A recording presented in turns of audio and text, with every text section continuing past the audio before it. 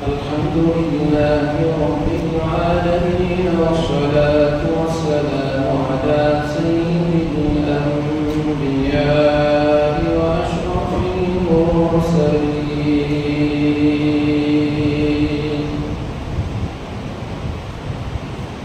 سيدنا محمد وعلى آله وصحبه أجمعين.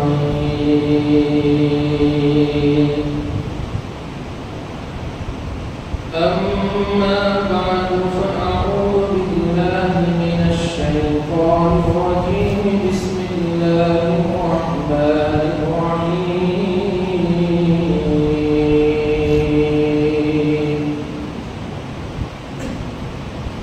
إن الذين قالوا ربنا الله ثم استقاموا تتنزل عليهم الملائكة ألا تخافوا ولا تحزنوا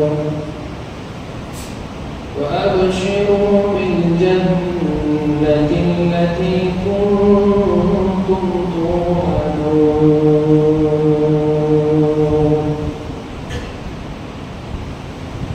صدق الله مولانا العلي العظيم.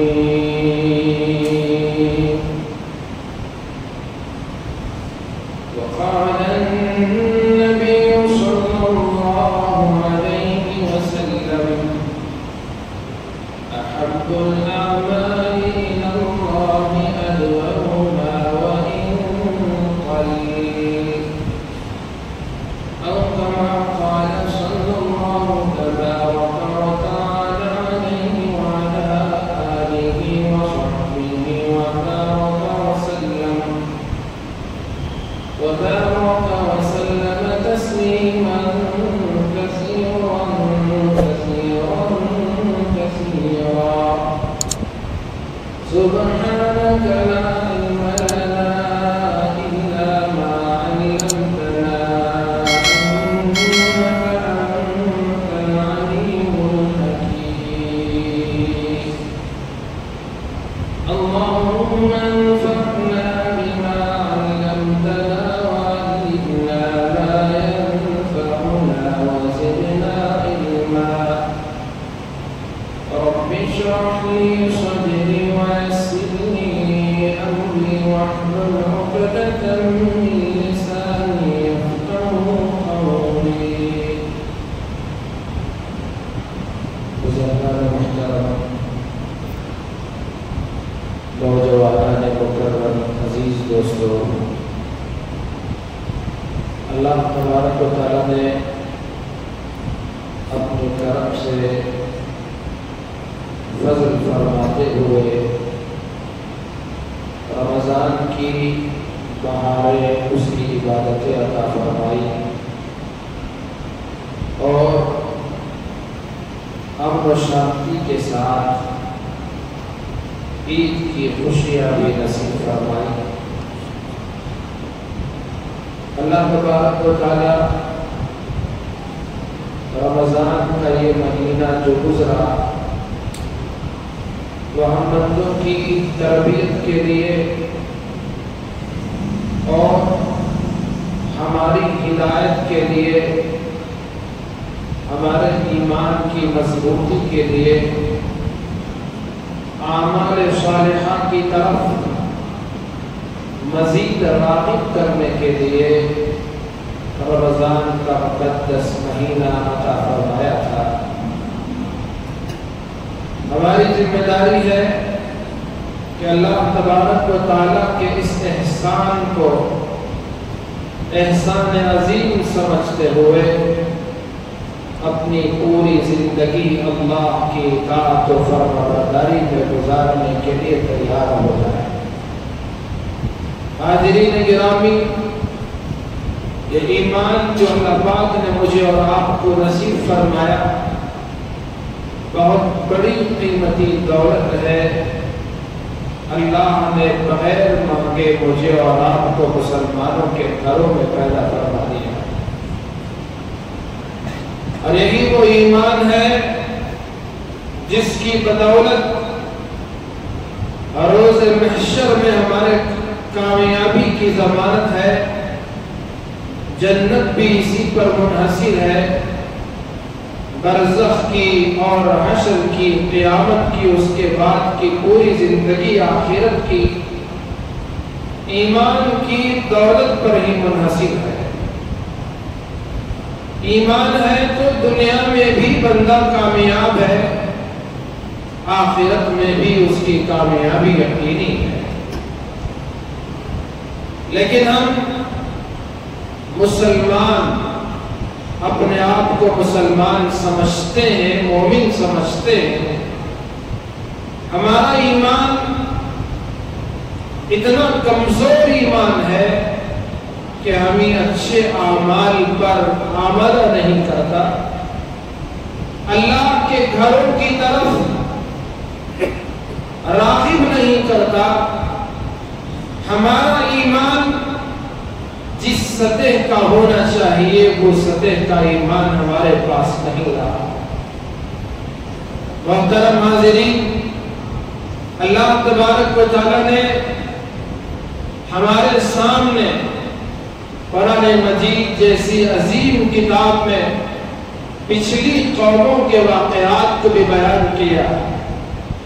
سرکار مدینہ احمد مجتبی محمد مصطفیٰ حبیب خدا حضرت محمد کریم صلی اللہ علیہ وآلہ وصحبہ وسلم کی زندگی کو بھی اللہ نے قرآن مجید میں بیان کیا۔ آپ پر ایمان لانے والے، آپ پر بیعت کرنے والے، آپ کی اتباع کرنے والے، آپ کے نقش قدم پر چلنے والے، آپ کے طریقے پر جینے اور مرنے کی قسمیں کھانے والے حضرات صحابہ کرام رضوان اللہ علیہ مجمعین کے ایمان افروز واقعات کو بھی بیان کیا۔ ان کے غزوات میں شریک ہونے کو، اپنی جانوں کے نذرانے رب ذوالجلال کی بارگاہ میں پیش کرنے کو بیان کیا، اور ان کی استقامت کو بھی بیان کیا کہ وہ کس قدر استقامت کے ساتھ رہے، اللہ کے حکموں پر جمے رہے۔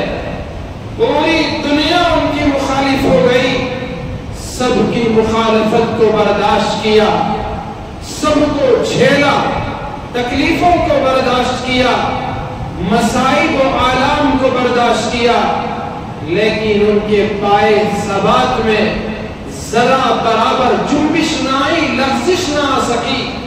اس طرح سے حضرات صحابہ کرام رضوان اللہ علیہ مجمعین نے ثابت قدمی کا مظاہرہ کیا، اپنی جانوں کو جان آفری کے حوالے کیا، لیکن ان کے ایمان میں تزلزل پیدا نہ ہوا۔ ذرا برابر وہ اپنے نظریے سے پیچھے نہیں ہٹے، وہ اسی پر قائم رہے جس بات کی رسول اللہ صلی اللہ علیہ وسلم نے انہیں تعلیم دی، جس کی طرف رسول اللہ نے انہیں دعوت دی، جس ایمان کو انہوں نے اپنے دل میں بسایا، اسی پر وہ قائم رہے۔ دنیا سے تو مٹ گئے، لیکن ان کا نام آج تک باقی ہے اور قیامت کی صبح تک باقی رہے گا۔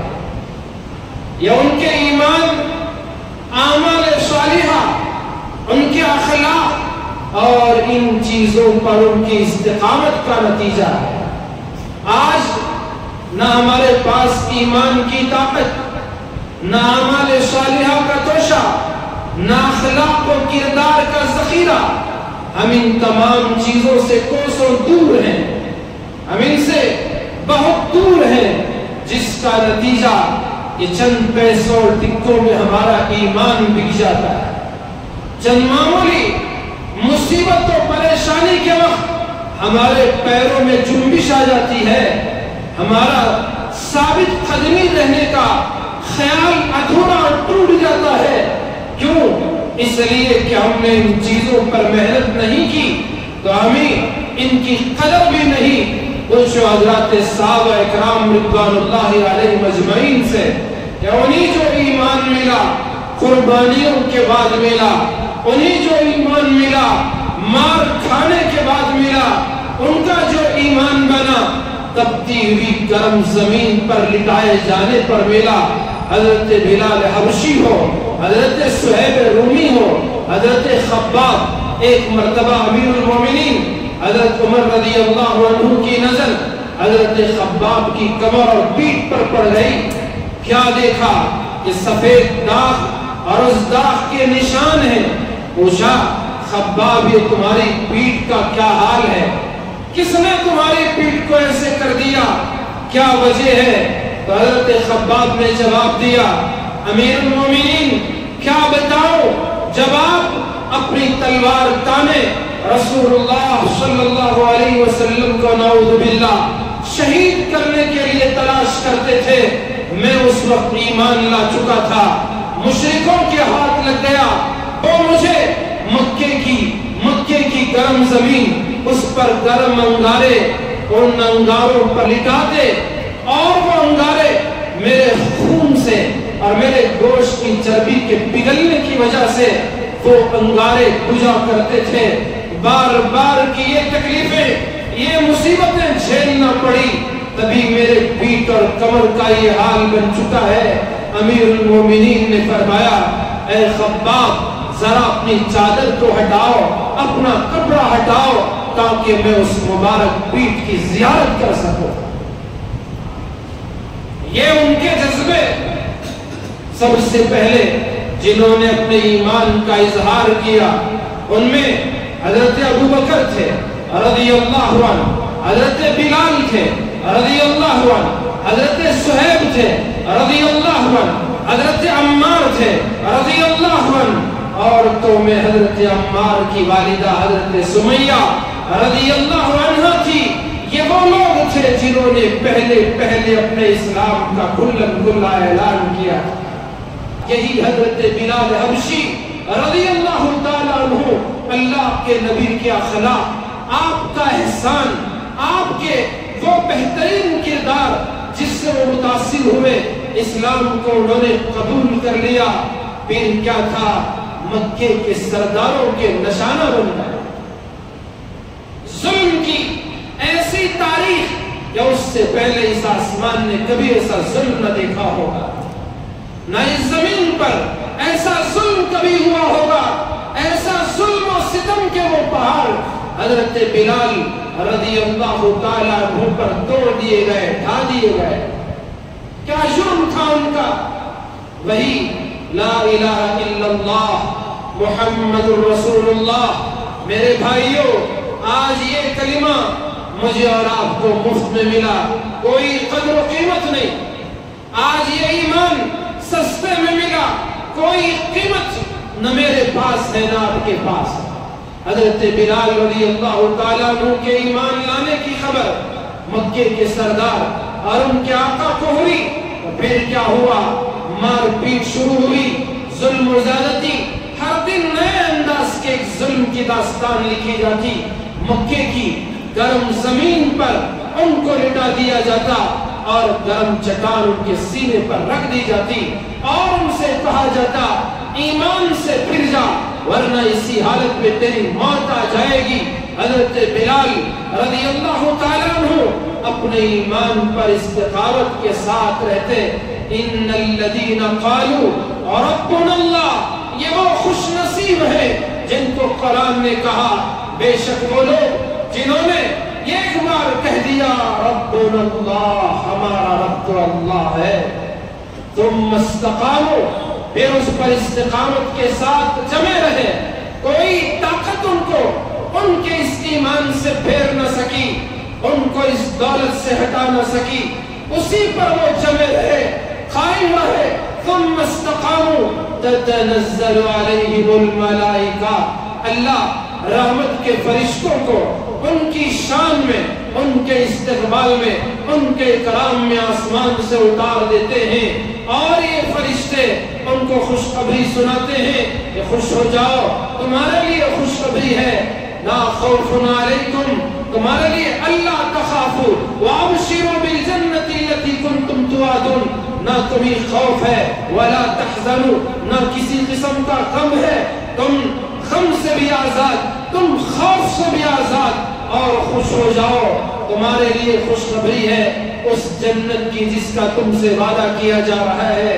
یہ وہ لوگ ہیں، نحن اولیاؤکم، یہ وہ لوگ ہیں، اللہ فرماتے ہیں ہم تمہارے دوست ہیں، دنیا کی زندگی میں بھی اور آخرت کی زندگی میں بھی۔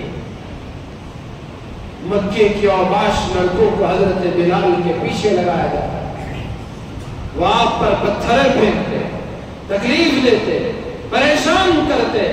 اللہ نے جو اپنا وعدہ کیا کہ ہم دنیا میں بھی تمہارے دوست اور آخرت میں بھی تمہارے دوست، اللہ نے اس وعدے کو کیسے حضرت بلال کے ساتھ پورا کیا؟ حضرت ابوبکر نے حضرت بلال کو آزاد کرا دیا، پھر کیا تھا؟ رسول اکرم کی خدمت میں صبح بھی شام بھی اور ایسی خدمت میں لگے رہتے۔ اللہ کے رسول علیہ السلام نے آپ کو اپنی مسجد کا مؤذن بنا دیا۔ کیسے بڑے بڑے صحابہ، حضرت ابوبکر جیسے صحابی مضبوط ایمان رکھنے والے، آپ کی صحابیت کا انکار کوئی کرے وہ ایمان کے دائرے سے نکل جائے گا۔ حضرت عمر رضی اللہ تعالیٰ عنہ جیسے مضبوط صحابی، حضرت عثمان، حضرت علی، حیدر کرار اور بھی صحابہ کرام، لیکن اللہ کے نبی جس مسجد کے امام ہے اس مسجد کے لیے آپ نے مؤذن کو چنا تو حضرت بلال کو چنا رضی اللہ عنہ۔ کیا مبارک ہستی، زبان میں وہ آواز میں پختگی اور نہ حسن و خوبی ظاہری طور پر، لیکن ایمان کا حسن، ایمان کا جمال، اعمال صالحہ کی خوبی، اخلاق و کردار کی وہ بھلائی، اللہ کے نبی علیہ السلام نے آپ کی اس عظیم قربانیوں کو یاد کیا۔ آپ نے حضرت بلال نے مکے کی گلیوں میں اپنے سینے پر چٹان کو برداشت کیا، ایک لمحے کے لیے بھی انہوں نے اپنی زبان سے کفر کو نہیں بولا، حالانکہ مجبوری میں قرآن مجید میں یہ صاف موجود ہے کہ جب کبھی ایسا موقع آ جائے کہ آدمی مجبور ہو اپنی جان بچانے کے لیے، دل تو ایمان پر مطمئن ہو لیکن زبان سے اگر وہ کفریہ جملہ بول بھی دے تو اس کے ایمان میں ذرا برابر کمی نہیں آتی۔ حضرت بلال نے اس رخصت کو بھی قبول نہ کیا بلکہ عزیمت پر جمے رہے کہ نہیں، میری زبان بھی کبھی اللہ کی توحید کا انکار نہیں کرتی۔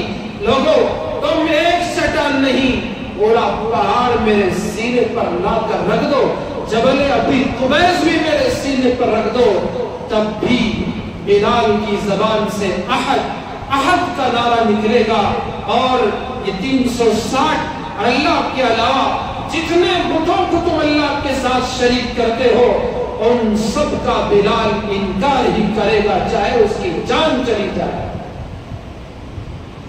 رسول اکرم صلی اللہ علیہ وسلم نے انہیں اپنی مسجد کا مؤذن منتخب فرمایا۔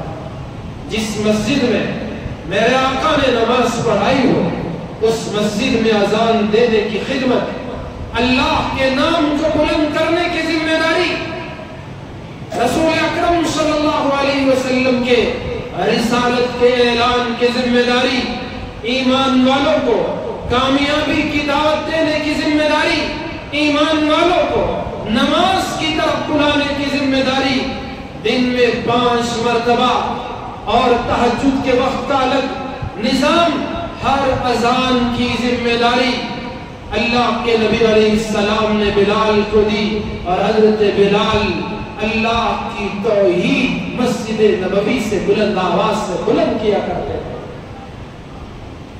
دنیا میں ان کا کیا مقام، رسول اکرم صلی اللہ علیہ وسلم کا وصال ہوا ہے۔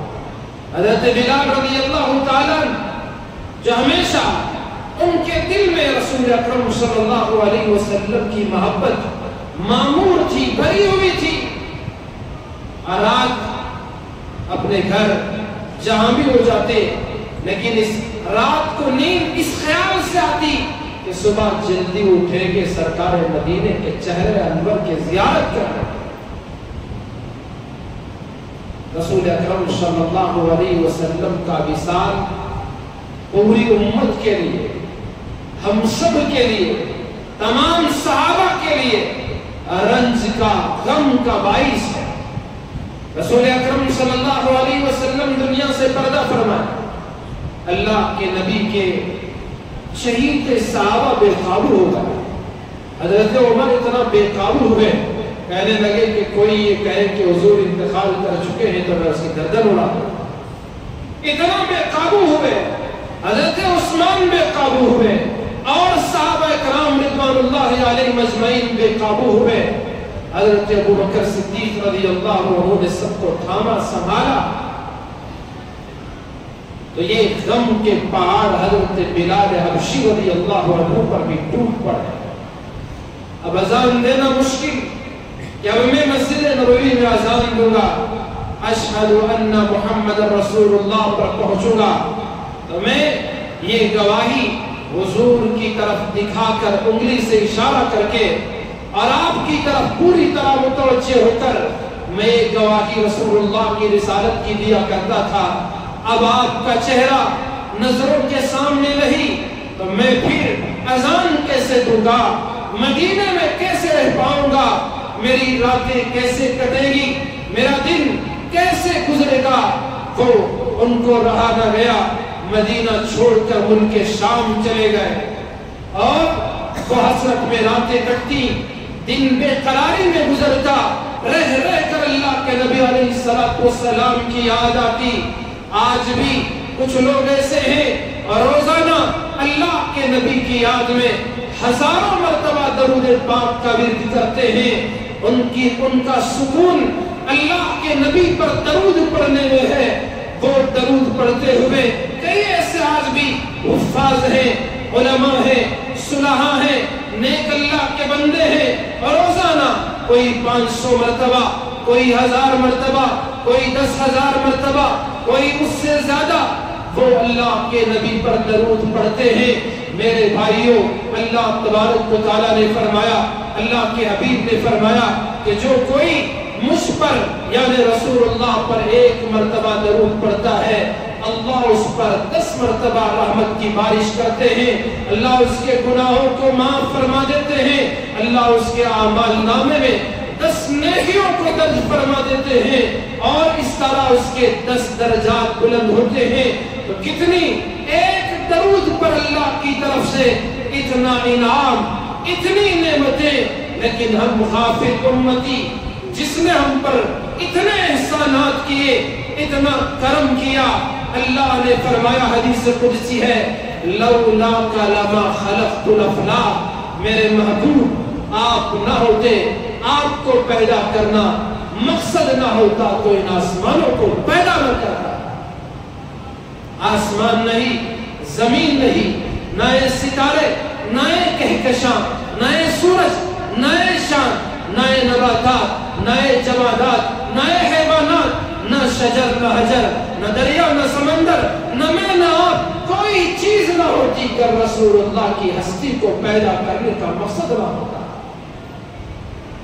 لولاک لما خلقت الافلاک، رسول اکرم صلی اللہ علیہ وسلم، آپ کی رات کی نیند اڑی تو میرے اور آپ کے لیے اڑی ہوئی، دن کا چین نہیں تو میرے اور آپ کی وجہ سے نہیں، کہ کس طرح میرا ایک ایک امتی جہنم سے بچ جائے اور جنت میں جانے والا بن جائے۔ یہ میرا لایا ہوا دین ایک ایک امتی کی زندگی میں داخل ہو جائے، یہ ایمان ایک ایک انسان کی زندگی میں منتقل ہو جائے۔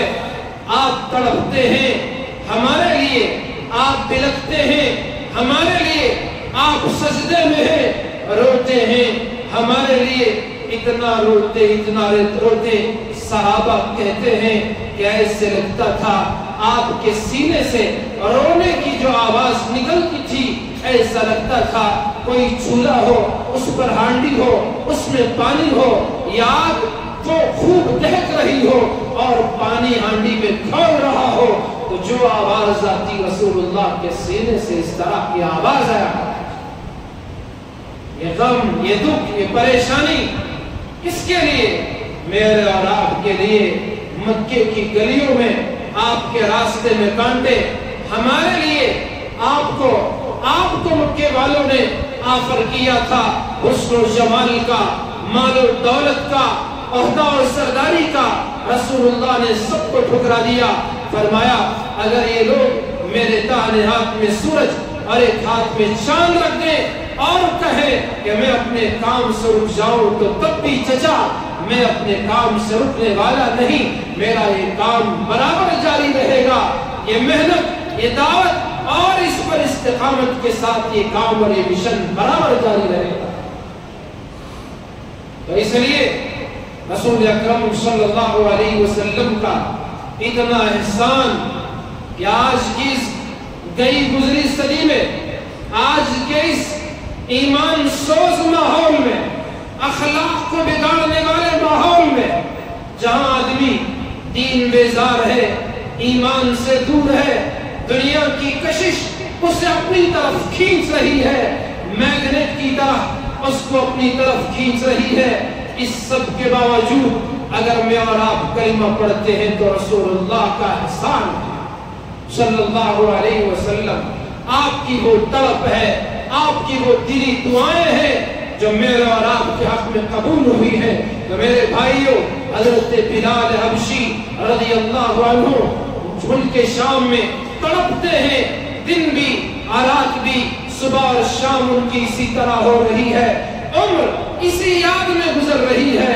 ایک رات جو آنکھ لگی، رسول اکرم صلی اللہ علیہ وسلم خواب میں تشریف لائے، فرمایا بلال تم نے کیا جفا کیا ہے کہ تم ہماری زیارت کے لیے مدینے نہیں آتے۔ حضرت بلال آنکھ کھلی، رخت سفر باندھا، مدینہ منورہ کی طرف انہوں نے رخ کیا، جلدی جلدی سفر مکمل کیا۔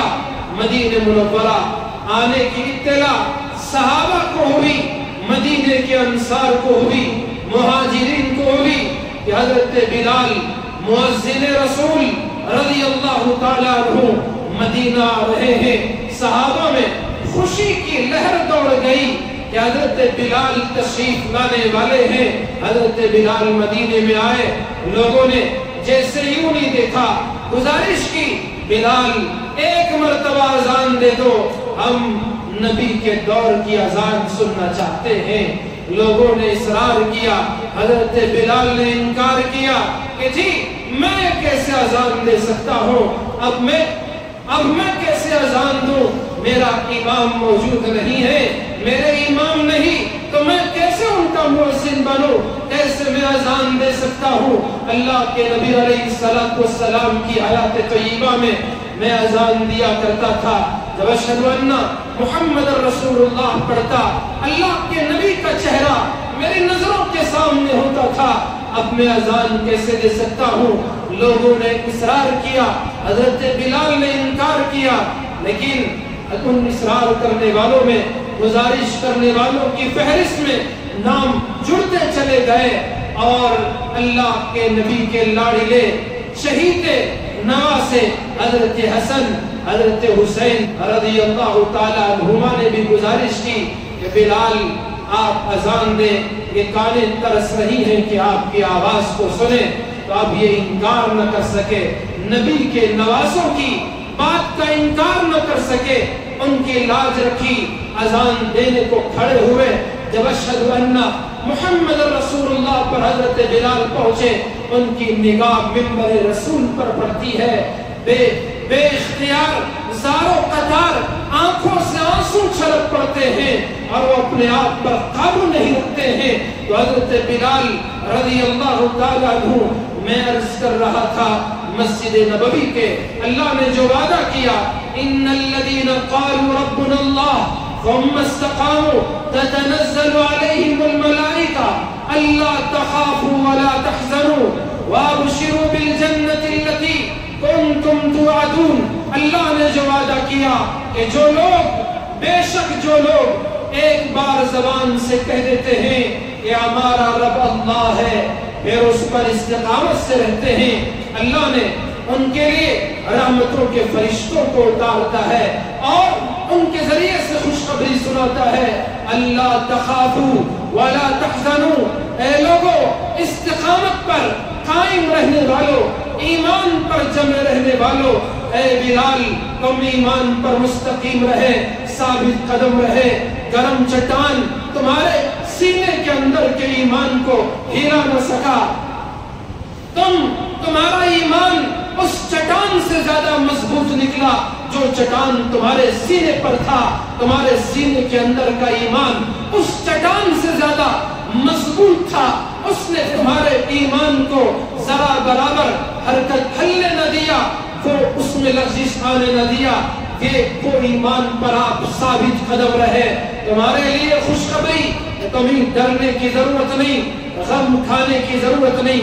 दुनिया में भी हम तुम्हारे लिए दोस्ती का ऐलान करते हैं, तुम्हारे लिए हम दुनिया में भी दोस्ती का ऐलान करते हैं। दोस्ती का ये हक अल्लाह ने ऐसे निभाया कि उनको रसूल अकरम की मस्जिद का मुअज्जिन बनाया और उनके सर को बुलंद कर दिया। अल्लाह के नबी उनसे खुश और राजी। अल्लाह के नबी अलैहिस्सलाम ने एक मर्तबा सहाबा कराम की मजलिस में इरशाद फरमाया, अंबिया साबिकीन अलैहिमुस्सलातु वस्सलाम के वाक़यात को बयान किया और रोज़े महशर का तज़किरा किया कि महशर के दिन हज़रत सालेह का जिक्र किया कि हज़रत सालेह अपनी ऊँटनी पर होंगे और मैं रसूलुल्लाह मैं अपने बुराक पर होऊंगा। और हज़रत बिलाल की तरफ आपने रुख किया, फरमाया बिलाल तुम ऊँट पर होगे, तुम ऊँट पर होगे। और जब रसूलुल्लाह को सबसे पहले जन्नती लिबास पहनाया जाएगा और उसके बाद दूसरा लिबास पहनने वाले कोई क़यामत में होंगे तो हज़रत बिलाल रज़ी अल्लाहु अन्हु। तो मेरे भाइयों, अल्लाह ने इस्तिकामत पर जमे रहने, आमाल सालिहा पर कायम रहने, ईमान पर डटे रहने वालों का अल्लाह पाक ने खुशखबरी उनको सुनाई कि हम दुनिया में भी तुम्हारे दोस्त हैं और आखिरत में भी तुम्हारे दोस्त हैं। क्या ये अल्लाह की दोस्ती का वादा सिर्फ हजरत बिलाल के साथ था? ये दोस्ती का वादा सिर्फ हजरत सुहैब के साथ था? ये दोस्ती का वादा हजरत खब्बाब के साथ था, हजरत अम्मार के साथ था, हजरत सुमैया के साथ था, हजरत यासिर के साथ था, सिद्दीक अकबर के साथ था, फारूक आजम के साथ था, ज़ुन्नुरैन उस्मान गनी के साथ था, हैदर कर्रार अली मुर्तजा के साथ था, हजरत अब्दुल्ला इब्न उमर के साथ था, अब्दुल्ला इब्न अब्बास के साथ था, अब्दुल्ला इब्न मसऊद के साथ था, इन सहाबा इकराम की जमात के साथ था, ताबईन के साथ था। या ये वादा हमारे साथ है कि नहीं? मेरे भाइयों, ये वादा खुदा का उनके साथ भी था, ताबईन के साथ भी था, तबे ताबईन के साथ भी था, तमाम औलिया की जमात के साथ था, आज के एक अदना मुसलमान के साथ भी है। शर्त यह है कि ईमान हो, उस पर इस्तिकामत हो। चाहे हमारे सामने बड़े बड़े जुल्म की दास्तानें रकम करने वाले क्यों ना आ जाए, हमारे सामने हमारे ईमान को मुतज़लज़िल करने वाली ताकतें क्यों ना खड़ी हो जाए, तब भी हम अपने इस इस्तिकामत पर जमे रहेंगे। मेरे रब की कसम, खुदा की कसम, कैसर व किसरा के तख्त व ताज सहाबा के कदमों में अल्लाह पाक ने अपने वादे को पूरा करते हुए डाल दिया था।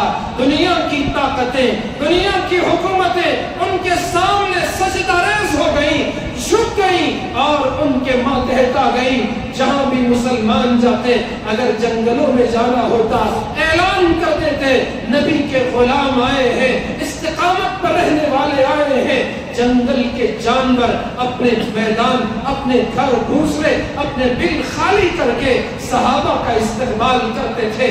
अगर ये सहाबा वक्त पड़ा दरिया में कूदने का, अपने घोड़ों को दरिया पर डाल देते थे, तो ये सहाबा के लिए दरिया का पानी वो मजबूत तार के रास्तों की तरह बन जाया करता था। तो ये ईमान है। अल्लाह ने वादा किया कि दुनिया में भी हम तुम्हारे दोस्त हैं और आखिरत में भी हम तुम्हारे दोस्त हैं। क्या शान अल्लाह के इस वादे की। आज भी मुसलमानों, आज भी मेरे भाइयों, दीनी ईमानी गैरत रखने वाले मुसलमान भाइयों, आज یہ منبر، آج قرآن، خدا کا یہ قرآن، نبی کے یہ فرمان ہم کو دعوت استقامت دے رہے ہیں، ہم کو بتا رہے ہیں ایمان والو اپنے ایمان پر مضبوطی سے جمے رہو۔ آج کی حکومت اگر کوئی فیصلہ لیتی ہے تو ہماری اس فیصلے کی وجہ سے ہمارے پائے ثبات میں جنبش نہیں آنی چاہیے۔ کل بھی میں مسلمان، آج بھی میں مسلمان، آئندہ کل بھی انشاءاللہ میں مسلمان، کل بھی ہم مسلمان، آج بھی ہم مسلمان اور آئندہ بھی ہم مسلمان۔ ہم خدا کے دین کے بارے میں ذرا برابر سمجھوتا کرنے کو تیار نہیں ہے۔ یہ اعلان ہر مسلمان کو اپنے دل کی گہرائیوں سے کرنا پڑے گا کہ ہم ایمان والے، ہم مسلمان، ہمیشہ اللہ کا نام لینے والے، ہمیشہ اللہ کو پکارنے والے مسلمانوں، ہم یہ سمجھتے ہیں کہ حالات اب بگڑ رہے ہیں۔ جی نہیں، وہ جو حضرت موسیٰ سے، بنو اسرائیل سے حالات کا بگڑنا اور بنانا یہ خدا کے ہاتھ میں ہے۔ وقت کا بادشاہ فرعون نے کیا کچھ ان کے ساتھ نہیں کیا، کیا ظلم نہیں کیا، کون سی وہ داستان نہیں تھی ظلم کی جو اس نے رقم نہیں کی۔ حکومت اس کی، ملٹری اس کی، طاقت اس کی، فوجی اس کے، اور سب کچھ اس کا۔ کیا ہوا؟ کیا کسی نے اس کو بچایا؟ کیا بنو اسرائیل ہمیشہ کے لیے ختم ہو گئے؟ جس موسیٰ کو مارنے کے لیے ہزاروں کی تعداد میں اس جہنمی نے، اس لعنتی نے، اس کافر مردود نے ہزاروں بچوں کو شہید کر دیا، کیا وہ حضرت موسیٰ کو شہید کر پائے؟ یہ میرے خدا کی طاقت ہے، یہ میرے خدا کی قدرت ہے۔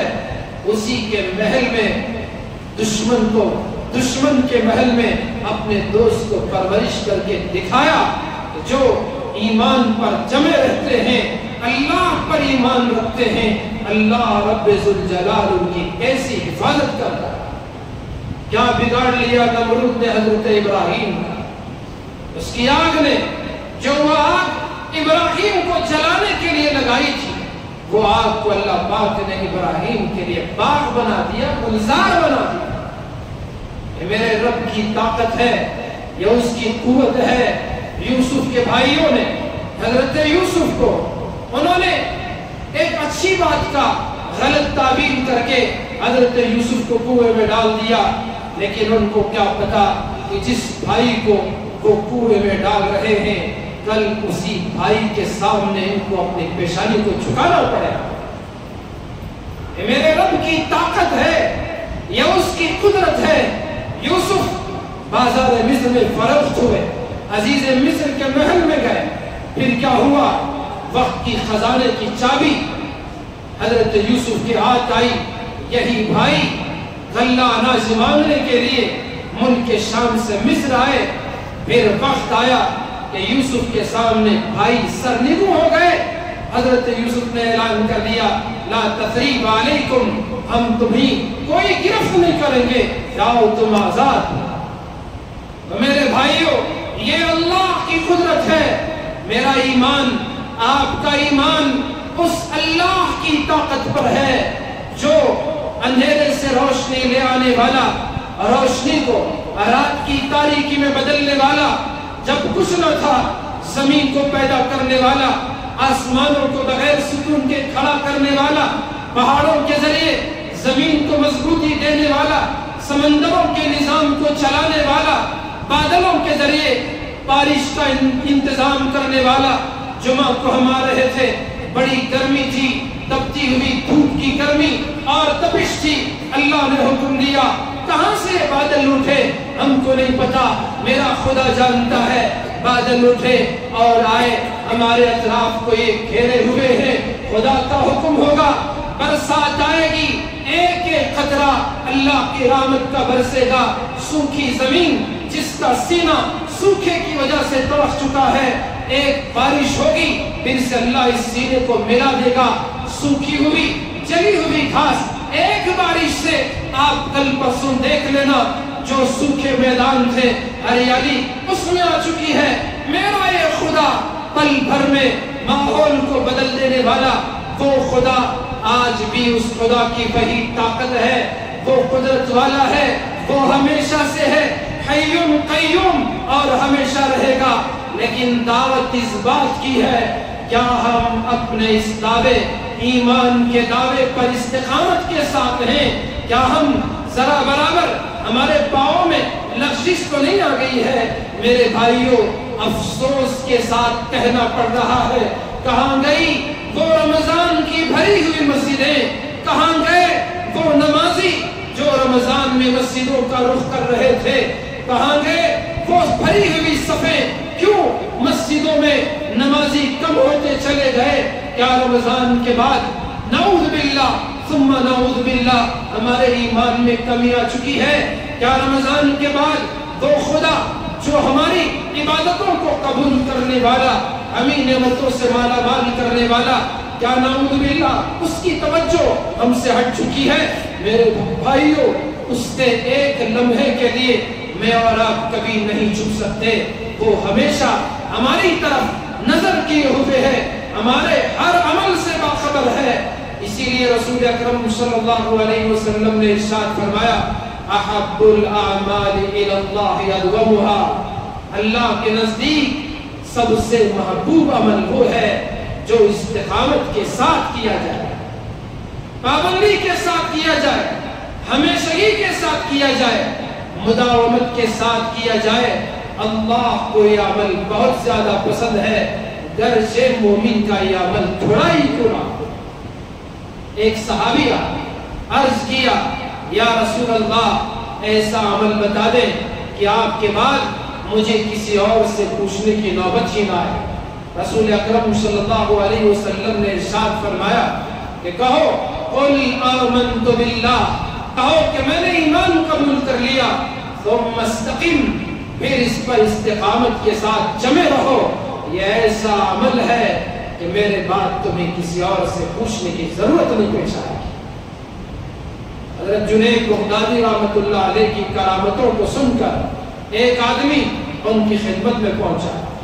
باقی حضرت جنید بغدادی رحمۃ اللہ علیہ صاحب کرامت ولی تھے، اللہ کے نیک بندے تھے، اچھے بزرگ تھے۔ بہت سارے لوگ ان کے ہاتھ پر بیعت کر کے توبہ کرنے والے، ایمان قبول کرنے والے، تربیت پانے والے، راہ راست پر آنے والے تھے۔ حضرت جنید بغدادی رحمۃ اللہ علیہ کی بڑی کرامتوں کا چرچا تھا، شہرہ تھا، اور باقی وہ صاحب کرامت تھے۔ ایک عیسائی کو پتہ چلا، ایک عیسائی گرچہ وہ ایمان والا نہیں لیکن حدیث پڑھ رہا تھا، حدیث پڑھتے پڑھتے اسے ایک حدیث پر اسے شک ہوا۔ اللہ کے نبی نے فرمایا، اتقوا فراست المومن، مومن کی فراست سے بچو، فإنه ينظر بنور اللہ، کیونکہ مومن اللہ کے نور سے دیکھتا ہے۔ اس غیر مسلم کو سمجھ نہ آئی، اس کو یہ بات سمجھ میں نہ آئی کہ آخر مومن اللہ کے نور سے کیسے دیکھتا ہے۔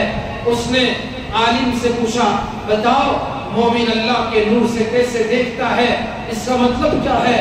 اور اس نے کہا کہ یہ سمجھانا ہمارے بس کی بات نہیں، چلو جنید بغدادی کی مجلس میں چلے جاؤ، وہ تمہیں تمہارے اس سوال کا جواب دے دیں گے۔ وہ صاحب علم بھی ہیں، صاحب کرامت بھی ہیں، وہ بزرگ بھی ہیں، ولی بھی ہیں، ان کی خدمت میں چلے جاؤ۔ یہ اپنا بھیس بدلتا ہے، جیسے کوئی عالم ہو، کوئی مولوی ملا ہو، اس طرح کا بڑا امامہ اور لمبا جبہ، داڑھی بڑی، اور اس حلیے کے ساتھ حضرت جنید بغدادی کے پاس وہ پہنچتا ہے اور سلام کرتا ہے، السلام علیکم ورحمۃ اللہ وبرکاتہ۔ حضرت جنید بغدادی رحمۃ اللہ علیہ نے جواب میں کہا، ہداک اللہ، اللہ تجھے ہدایت عطا کرے۔ اس نے سلام کیا، سلام کا جواب تو وعلیکم السلام ہے۔ حضرت جنید بغدادی نے جواب دیا، ہداک اللہ، اللہ تجھے ہدایت دے۔ اس غیر مسلم کو سمجھ میں آ گیا کہ رسول اللہ نے جو فرمایا، مومن اللہ کے نور سے دیکھتا ہے۔ میرا ظاہری حلیہ، میرا لباس تو مسلمانوں جیسا، میری پگڑی عالم دین جیسی، میری داڑھی ولی جیسی، لیکن یہ اللہ کا ولی اپنے اللہ کے نور سے مجھے دیکھ کر پہچان لیا کہ یہ ظاہر کا یہ لباس مسلمانوں جیسا ہے، لیکن دل میں اسلام اور ایمان نہیں ہے، تبھی تو اس نے وعلیکم السلام کے بجائے ہداک اللہ، اللہ تم کو ہدایت دے، انہوں نے یہ جواب دیا ہے۔ تو یہ مومن اللہ کے نور سے دیکھتا ہے تو اس کو یہ بات سمجھ میں آ گئی، یہ صاحب کرامت بزرگ، یہ آدمی جس نے ان کی کرامتوں کا چرچا سن رکھا تھا، یا حضرت جنید بغدادی کی خدمت میں کیوں کرامت دیکھوں؟ جیسے ہمارا بھی یہی حال ہے، ہم کرامت دیکھنا چاہتے ہیں، ہم کو بھی انتظار ہے کہ کوئی ہوا میں اڑنے والا بزرگ آئے، وہ کہے نماز پڑھنے کو تب نماز پڑھیں گے، کوئی ایسا آئے جو پانی پر مصلی بچھا کر نماز پڑھے اور ہم کو کہے تم نیک بنو تب ہم نیک بنیں گے، ہم کو جیسے کرامتوں کا انتظار ہے۔ میرے رب کی قسم، سراپا کرامت، سراپا معجزہ میرے نبی علیہ السلام کی زندگی تھی، اور آپ کے تمام معجزوں کا سردار قرآن مجید ہے جو آج بھی موجود ہے۔ موسیٰ کا وہ عصا جو کبھی اشتہا بنتا تھا، آج دنیا میں موجود نہیں۔ حضرت ابراہیم پر گلزار ہونے والی وہ آگ دنیا میں موجود نہیں۔ اسی طرح حضرت نوح کی وہ کشتی جس میں انسانیت کے کچھ لوگ بچے، آج دنیا میں موجود نہیں۔ تمام انبیاء گئے، موسیٰ اپنے بغل میں ہاتھ ڈالتے، نکالتے اور روشنی آ جاتی تھی، وہ معجزہ اب دنیا میں نہیں رہا۔ میرے رب کی قسم، کوئی معجزہ بچا ہے تو میرے نبی کا معجزہ قرآن بچا ہے، وہ ہدایت کے لیے بچا ہے، ہماری رہبری کے لیے باقی ہے۔ میرے بھائیوں، ہم کرامت کے پیچھے اگر پڑھتے ہیں، نبی کے اس معجزے کا خیال کرو، یہ معجزہ ہماری ہدایت کے لیے کافی ہے۔ تو حضرت جنید بغدادی کی مجلس میں وہ ان کی کرامت دیکھنے کے لیے آیا۔ ایک دن گزرا، کرامت نہیں نظر آئی، ایک ہفتہ گزار دیا، کرامت سمجھ میں نہیں آئی، ایک مہینہ گزار دیا، کرامت سمجھ میں نہیں آئی۔ اس نے سوچا چلو کل ہوگی کرامت، پرسوں ہوگی۔ ایک سال گزر گیا، کوئی اسے خلاف عادت کرامت نظر نہیں آئی۔ سال گزرا، 2 سال گزرے، 3 سال ہوئے، 10 سال اس نے حضرت جنید بغدادی کی خدمت میں گزار دیا ایک کرامت کو دیکھنے کے لیے۔ اور جب اپنی مراد پوری نہ ہوئی تو حضرت سے اجازت لے کر نکلنا چاہا۔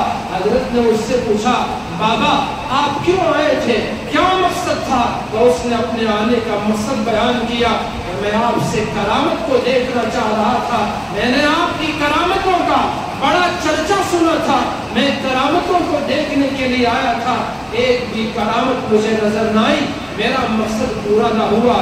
حضرت نے اس سے سوال کیا اچھا ٹھیک ہے، یہ تو بتاؤ کیا 10 سال میں کبھی تم نے مجھے کوئی ایک کام ایسا کرتے دیکھا ہو جو میں نے رسول اللہ کی سنت کے خلاف کیا؟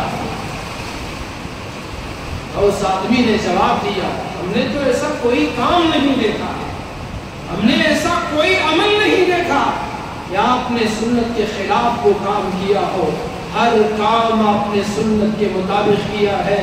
میرے بھائیوں، ہمارا ہر عمل اللہ کو پسند ہے در و سنت کے مطابق ہو۔ ہمارا کلمہ محمد الرسول اللہ کے بغیر پورا نہیں ہوتا، ہمارا کلمہ محمد الرسول اللہ کے ساتھ پورا ہوتا ہے، ہماری نماز درود کے بغیر مکمل نہیں ہوتی، ہمارا ہر کام اللہ کے نبی کی سنت کے بغیر جو ہوتا ہے وہ ادھورا ہے، نامکمل ہے۔ اگر کام مکمل ہے، عمل خدا کے دربار میں قبول کرانا ہے تو وہ عمل رسول اللہ کی سنت کے مطابق ہو تبھی قبول ہوگا۔ میرے بھائیوں، اللہ اس اللہ کے ولی نے جو سوال کیا بتاؤ اس 10 سال کے عرصے میں تم نے کوئی ایک کام ایسا دیکھا ہو جو میں نے رسول اللہ کی سنت کے خلاف کیا ہو؟ تو اس آنے والے نے 10 سال اس جنید بغدادی کی خدمت میں گزارنے والے نے جواب دیا حضور ایسا کوئی کام میں نے نہیں دیکھا، میری نظروں میں ایسا کوئی عمل نہیں گزرا جو آپ نے رسول اللہ کی سنت کے خلاف کیا ہو۔ مجھے یہی جواب آپ کو پیغام کے طور پر دینا ہے۔ میرے بھائیوں، اپنے دل کی تختیوں پر حضرت جنید بغدادی کا یہ جملہ لکھ کے چلے جاؤ، زندگی بھر کام آئے گا۔ حضرت جنید بغدادی نے فرمایا پھر یہی تو کرامت ہے کہ 10 سال ایک عمل بھی رسول اللہ کی سنت کے خلاف نہ ہوا ہو، ہر کام رسول اللہ کی سنت کے مطابق ہوا ہو، تو اس سے بڑی کرامت اور کیا ہو سکتی ہے؟ اسی لیے بزرگوں نے فرمایا الاستقامت فوق الکرامہ، استقامت تو کرامت سے بڑھ کر ہے، استقامت 1000 کرامتوں سے بڑھ کر ہے۔ ان نمازیوں سے کہو جو رمضان میں نماز پڑھا کرتے تھے، ان روزے داروں سے کہو جو رمضان میں قرآن پڑھا کرتے تھے، ان سے کہو کہ خدا ابھی اپنی وہی اسی آن و شان کے ساتھ باقی ہے۔ ان سے کہو کہ مسجدیں پر کرو، نمازیوں اللہ کے گھر میں حاضر ہو جاؤ، انہی گھروں میں تمہارا سکون ہے، تمہاری چین و راحت کی زندگی کا سامان ہے۔ ان گھروں سے دور ہو جاؤ گے، جتنا دور جاؤ گے اتنی پریشانیوں کا شکار ہو جاؤ گے، اتنی مصیبتیں تمہارے سامنے کھڑی ہو جائیں گی، تمہارے پاؤں میں دوبارہ غلامی کی زنجیر ڈال دیا جائے گا، تمہارے گلوں میں غلامی کے توقیں پہنا دی جائیں گی۔ ملک پھر سے غلامی کی طرف بڑھ رہا ہے، پھر سے ملک غلامی کی طرف آواز دے رہا ہے۔ آزاد ملک میں مسلمان جنہوں نے اس ملک کے لیے خون بہایا، جنہوں نے اپنی جانوں کا نذرانہ پیش کیا، جن مسلمانوں نے اس امید کے ساتھ اس ملک کو آزاد کرایا کہ ہماری نسلیں تو اس میں آزادی کے ساتھ جی سکیں گی، اپنے مذہب پر، اپنے ایمان پر، اپنے دین پر قائم رہ سکے گی، آج انہیں قربانی دینے والے مسلمانوں کو پرائے کیا جا رہا ہے، ان کو اس ملک کی دھارا سے الگ کیا جا رہا ہے۔ آج مسلمانوں پر نئے نئے قانون کے ذریعے سے مسلمانوں کو جکڑنے کی کوشش کی جا رہی ہے۔ آج میں نے استقامت کا جو عنوان منتخب کیا، اسی لیے مسلمانوں یہ حالات ایسا نہیں کہ آج ہی پیش آئے اور کل ختم ہو جائیں گے۔ حالات کے سامنے ہمیشہ ہمارے بزرگوں نے سینہ سپر ہو کر ثابت قدمی کا مظاہرہ کیا اور ببانگ دعال اعلان کیا، ادھر آ سکندر ہنر آزمائے، ادھر آ سکندر ہنر آزمائے، تو تیر آزما ہم جگر آزمائے۔ مسلمانوں، ہم مسلمان ہیں، خدا کا نام لینے والے ہیں، جس ملک کو ہمارے بزرگوں نے سینچا ہے، اس کی آبیاری کی ہے، اپنے خون سے اس کو گلزار بنایا ہے، ہم اس ملک میں اس ناانصافی کو نہیں برداشت کریں گے۔ اس ملک میں ایسے سیاہ قانون کو مسلمان برداشت نہیں کرے گا، ایسے نعرے اور زوردار کو اعلان کرنے والے سیاسی پارٹیوں کے قائد مسلمانوں میں، ہمیں یہ نہیں کہہ رہا ہوں کہ آج کچھ سیاسی پارٹیوں نے ہمارا ساتھ نہیں دیا، ہمارا اسٹینڈ نہیں اٹھایا، انہوں نے پرزور طور پر اس کو سامنے رکھا، ہماری قربانیوں کو بھی یاد کیا، حضرت حسین احمد مدنی اور ان کے اس لشکر کی قربانیوں کو، ان سے بڑوں کی قربانیوں کو یاد کیا، سب کچھ کیا، ہم ان سب کے شکر گزار ہیں۔ لیکن میرے بھائیوں، آج ہماری یہ آواز ہونی چاہیے کہ ہم سب ایک ہیں، ہم متحد ہیں، ہماری صفوں میں درار نہیں ہے، ہم ایک آواز ہو کر اس قانون، اس کالے قانون کے خلاف جو ہمارے بزرگ، جو ہمارے بڑے ہم کو آواز دیں گے، اس کے مطابق ہم عمل کرنے کو تیار ہیں۔ یہ ہماری ہر ایک کی صدا ہونی چاہیے۔ اس معاملے میں ہم سب کو متحد ہو کر مقابلہ کرنے کی ضرورت ہے۔ ہم سب کو متحد ہو کر اگر حکومت کے ایوانوں میں ان کو اگر کسی سانپ نے، زہریلے سانپ نے سونگھ لیا ہو تو ہم کو بتانے کی ضرورت ہے، ان کو اس زہر کو نکال کر ہم کو بتانے کی ضرورت ہے کہ اس ملک میں مسلمانوں کا وجود پہلے سے بھی ہے، اب بھی ہے اور قیامت کی صبح تک بھی رہے گا۔ تو اس لیے میرے بھائیوں، ایمان والوں، غیور مسلمانوں، ہمارے بڑوں کی آواز پر لبیک کہتے ہوئے جو ہم کو وہ کرنے کہیں، اس کے لیے ہم سب کو آمادہ ہوگا، استقامت کے ساتھ رہنا ہوگا۔ اور کچھ لوگوں کو اپنے برقع پہن کر خوشی مناتے ہوئے اور کچھ ٹوپی پہن کر मिठाइयाँ बांटते हुए आपने देखा होगा। आपको परेशान होने की जरूरत नहीं, ये कौम के गद्दार हैं, मीर सादिक और मीर जाफर है, इनसे इस कौम का कोई नुकसान होने वाला नहीं है। ये इतने नहीं और भी तादाद में होंगे, ये उन्हीं में से, उन्हीं गद्दारों में से, उन्हीं बदबख्तों में से हैं जो पहले से आप अगर उनको खंगालें, या तो वो किराए के पैसे लेकर मिठाइयाँ बांट रहे होंगे, या नहीं तो ये वो बदबख्त होंगे जो किसी मस्जिद की प्रॉपर्टी पर काबिज होंगे, या ये वो निकम्मे और कौम के बदतरीन लोग होंगे जो किसी कब्रिस्तान की प्रॉपर्टी पर कब्जा किए होंगे, किसी दरगाह की प्रॉपर्टी पर पहले से काबिज होंगे, क्योंकि अब उनका आका आज उनको ऐसी खुशखबरी सुना रहा है जिससे उनको इन मुसलमानों की जायदाद को हड़पना आसान है। अब तो मिठाइयाँ नहीं बांटेंगे तो क्या करेंगे? तो इनका ये काम है। इन गद्दारों से हमें परेशान होने की जरूरत नहीं है। अल्लाह इनको दुनिया में भी जलील करेगा और आखिरत में तो जिल्लत और रुसवाई तो इनका मुकद्दर है ही। तो ये दुनिया मुझे भी याद रखेगी, आपको भी याद रखेगी। हालात बिगड़े तभी तो हमारे ईमान का टेस्ट होता है, तभी तो हमारी साबित कदमी तोली जाती है, वरना साधारण हालात में, सादे हालात में तो इसकी परख नहीं होती। अल्लाह करे कि मुझे भी ये बात समझ में आए और आपको भी समझ में आए, हम सबको अमल करने की तौफीक अता फरमाए।